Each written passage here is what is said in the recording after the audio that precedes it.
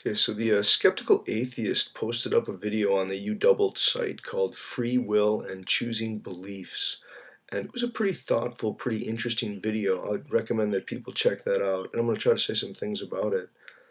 I guess, in a nutshell, his argument was that it doesn't really make sense to suggest that people choose or have some choice with regard to what they're able to believe or the kind of beliefs they have.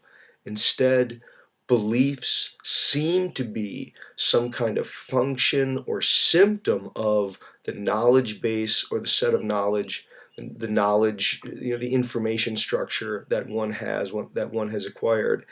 And to that extent, he's sort of saying that that the Pascal's wager argument really is a disingenuous argument. If you're going to be honest with yourself, it just doesn't really work, partly because you can't just make yourself believe something. That your beliefs, they're more a a calling for coherence and orderliness amongst and in and through all of the other forms of information that you have and the kind of knowledge that you've acquired. And if anything, there seems to be like a possibility of changing one's beliefs, not by will or choice or by conscious intention, but by perhaps changing one's knowledge base, gaining access to new experiences, new information that slowly, in changing one's knowledge base, enable one's beliefs to, I guess, to change.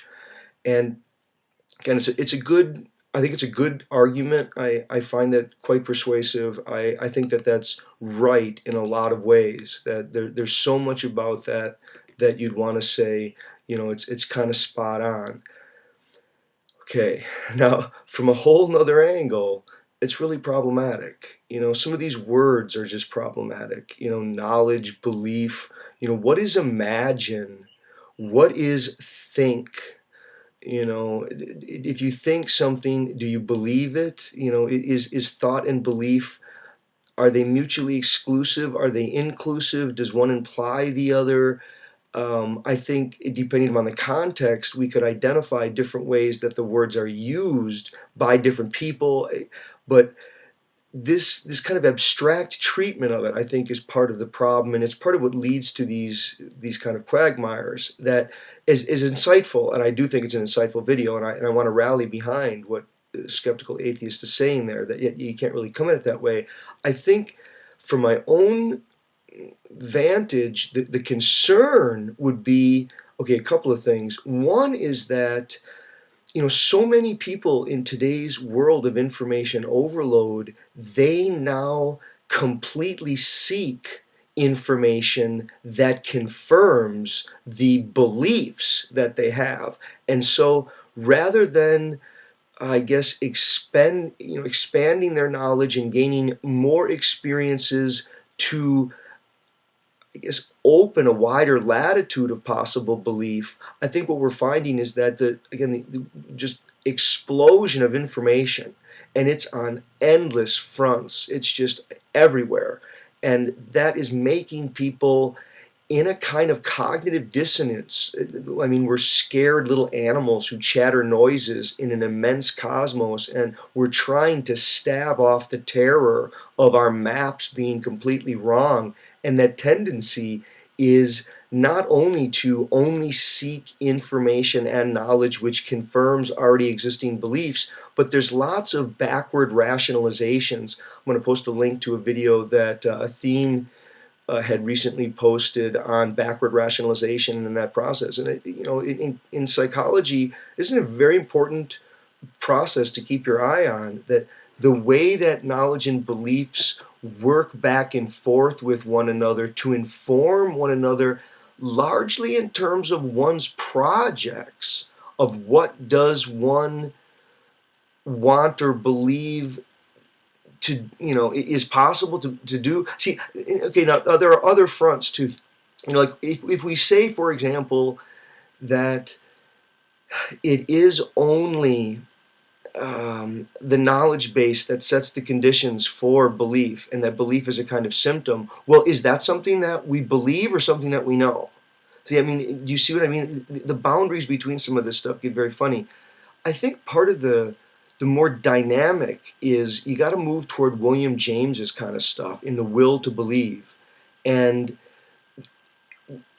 James and Dewey and the pragmatic philosophical tradition, it isn't, and I think you had mentioned this a little bit, it isn't this, pull your chin and go, do you believe it or not? Can you intellectually commit to the assertion in light of potential inconsistencies? It's not this kind of stuff. It's to what extent is acting upon the belief the source of the experience and the evidence and the knowledge that then confirms the belief.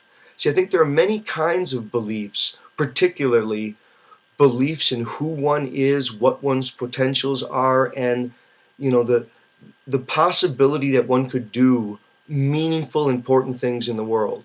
Now, is each person just an insignificant, meaningless speck of nothingness? I mean, you can sort of force the issue on who are you really? Are you just fancy worm food waiting to die? Are you an important player in the lives of other people and ultimately in the history of humanity? See, it's not as if one of those is true and one is false. The question is, how will you, in believing one or believing the other, act in such a way as to produce evidence that will leave the claim that was true all along? See, people can have a belief and then act in such a way that the evidence proves they were right.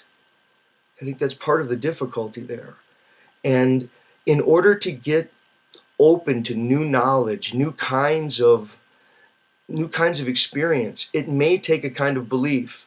And it's not belief in something that doesn't fit with your knowledge base. It's belief in the fact that this belief, if acted upon, yields a new kind of experience and a new possibility for self-understanding. It's about self-understanding, growth, and development of potentialities, particularly the kinds of beliefs about one's own most possibilities. Those to me are much more interesting than these metaphysical beliefs about some entity or not. The question about you, your future self, that is who you're going to be in 10 years, is that a fantasy? Is that real? Is that something that's just a figment of our imaginations? Or is that something you're moving toward? And how are the beliefs that you have about who you are and who you're destined to be partly creating what you're using to act upon that then will, in enough time, prove you right? Okay, so thanks.